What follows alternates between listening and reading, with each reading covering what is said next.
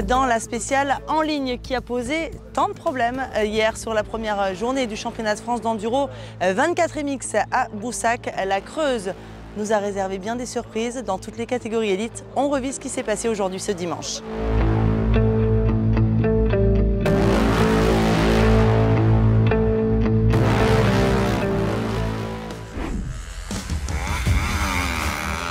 En élite E1, même podium qu'hier exactement avec Anthony Gesselin sur la troisième marche. Le pilote atomique Husqvarna boucle la journée assez loin puisqu'il est à 2 minutes 26 de la victoire.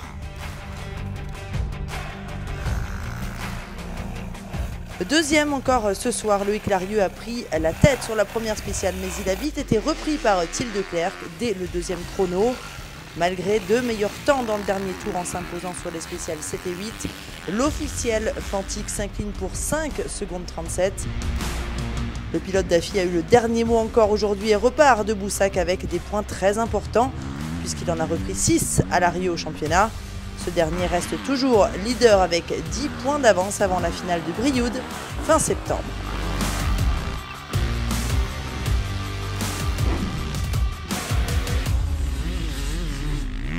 En élite E2, Théo Espinas a débuté la journée en seconde position, mais il s'est fait reprendre à mi-parcours.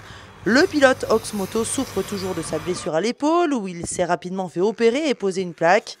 Malgré des chronos très serrés avec Blanjou, il s'incline au profit du pilote Elite Moto KTM, qui prend la seconde place ce dimanche.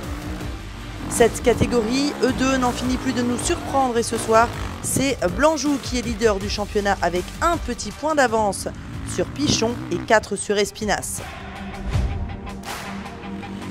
C'est donc bien Pichon qui remporte la mise aujourd'hui. C'est vrai qu'on l'attendait sur des spéciales défoncées et il a rempli son contrat en gagnant 6 spéciales sur 9 et il boucle avec 15 secondes d'avance sur ses poursuivants.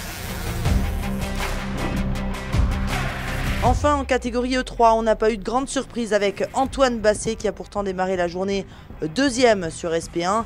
Mais le pilote atomique Beta a finalement été repris pour être définitivement installé à la troisième position.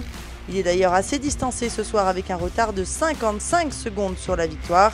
Mais il reste deuxième du championnat. À l'avant, ça aurait pu bouger jusqu'à la dernière spéciale puisque Luc Fargier pointait à 2 petites secondes de Léo Lequéré. Mais finalement, c'est bien le pilote Oxmoto qu'on retrouve sur la deuxième marche du podium ce dimanche. Il compte 4 victoires de spécial sur la journée et il est actuellement 3e du classement provisoire E3. 5e victoire cette saison pour Léo Lequéré qui s'est imposé sur 5 chronos ce dimanche. Le pilote de la Sherco Academy reste leader de la catégorie et compte désormais 18 points d'avance au championnat sur Basset avant la finale. On se retrouvera dans le berceau de l'enduro français à Brioude en Haute-Loire les 24 et 25 septembre prochains pour la grande finale de ce championnat de France d'enduro 24 MX. D'ici là, portez-vous bien. Bye bye.